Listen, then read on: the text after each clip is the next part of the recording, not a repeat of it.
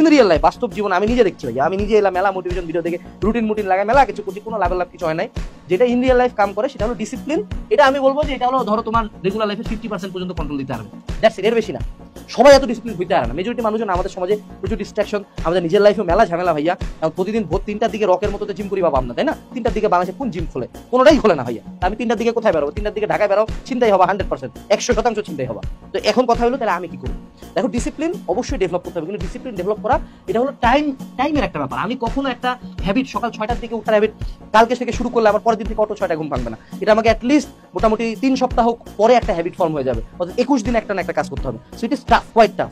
Discipline আমরা develop করার চেষ্টা করবো, এটা হলো ইন দা লং রান আমাদের মাথায় যে লং রানে আমার কিছু হ্যাবিট করে ফেলতে হবে। যেমন আমার হ্যাবিট কি? আমার হ্যাবিট হলো আমি জিমে যাই, এটা যাই। এখন প্রতিদিন আমি 5টার দিকে যেতে পারি না, আমার অফিসে কাজ আছে, বিভিন্ন রকম জীবন আছে, আমি প্রতিদিন যাইতেই পারি না, তাই না? যেহেতু আমি প্রফেশনাল, আমার প্রতিদিন করা দরকার নেই, আমি মাঝে মধ্যে যাই, যখন আমি সময় পাই তখন যাই। এইটা একটা হ্যাবিট।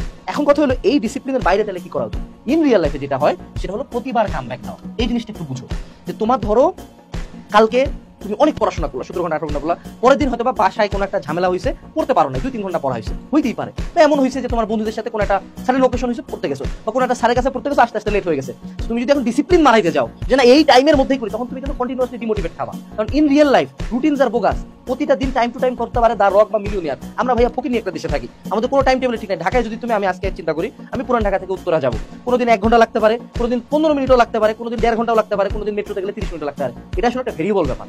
আমি যেটা করি যে আমার লাইফে যখন কোনো ডাউন আসে, রিয়েল লাইফ থেকে বলতেছি, ধরো পড়াশোনা কয়েকদিন খুব ভালো করছি, তারপরে 15-10 দিন আমার ভালো একটা পড়াশোনা হয় নাই, আমি কি করবো? 10 দিন পরে এই জায়গায় আবার ব্যাক আসবো, যে এবার আমার রিমোটিভেট করতে হবে, আবার আমি 7 দিন পাগলের মতো পড়াশোনা করবো। হয়তো আমি আবার কিছুদিন 2-1 দিন ভালো পড়াশোনা হবে না, বা আজকে ধরো দিনের হাফ আমি খুব একটা কাজ করতে চাইছিলাম, প্ল্যান করছিলাম অনেক কিছু, কেন উঠতে ইচ্ছা করে নাই। তো কি হয়েছে?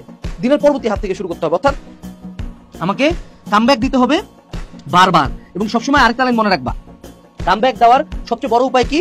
সেটা হলো কামব্যাক দেওয়ার সবচেয়ে ভালো টাইম কি? সেটা হলো রাইট নাও, অর্থাৎ তুমি এই মোমেন্টে কামব্যাক দিবা। সো তুমি একটা কোর্স কিনতে যাচ্ছ, আজকে কিনবা। তুমি একটা বই কিনতে যাচ্ছ, আজকে কিনবা। তুমি একটা পড়া শুরু করতে যাচ্ছ, এখনই পড়বা। সবসময় যখনই বুঝতে পারবো যে আমি পথ হারাইছি, ধরে এদিক দিয়ে সোজা যাওয়ার কথা, আমি কোনো কারণে এদিকে গেছি, আচ্ছা সাথে সাথে এইদিকে ব্যাক আসতে হবে, ঠিক আছে? এইটা হলো আমার রিয়েল লাইফের উপায়। এবং আমি যেটা করি, আমি মোটিভেশনাল ভিডিও কন্টিনিউয়াসলি দেখি না। আমি যেটা করি, ধরো আমার ক্ষেত্রে যেটা কাজ করে, ধরো জিমে যাচ্ছি, জিমে যাওয়ার আগে 15-20 মিনিট আমি মোটিভেশনাল ভিডিও দেখলাম, তারপর জিম করলাম। তারপর ধরো অফিসে আসতেছি, অফিসে আসার আগে একটু কিছুক্ষণ দেখে আসতেছি, অফিসে কাজ করতেছি, কাজ করার মধ্যে খুব ডাউন লাগতেছে, তখন একটু মোটিভেশনাল ভিডিও দেখতেছি। সো আমি যেটা করি, আমি এই স্পাইকটা কন্টিনিউয়াসলি নিজের মধ্যে আনতে থাকি, not depending on motivation, but এই স্পাইকটা দিয়ে বারবার নিজেকে ডিমোটিভেট করি। যখনই দেখি পথ হারাই ফেলছি, তখনই আবার পথে ব্যাক আসার চেষ্টা করি। এইটা হলো মোটিভেশনের ভালো দিক। মোটিভেশন ছাড়া তুমি যেমন দুনিয়াতে টিকতে পারবে না, আবার শুধু যদি মোটিভেশনের উপর টিকা থাকা শুরু করো, তাহলে মামা শেষ। মেজরিটি পোলাপান যেটা করে, শুধু মোটিভেশন দেখতেই থাকো, বাট কামের কাম একটাও করো না। তুমি যেটা করবা, মোটিভেশন দেখবা, কাম করবা, মোটিভেশন দেখবা, আবার কাম করবা, আবার দেখবা, আবার কাম করবা।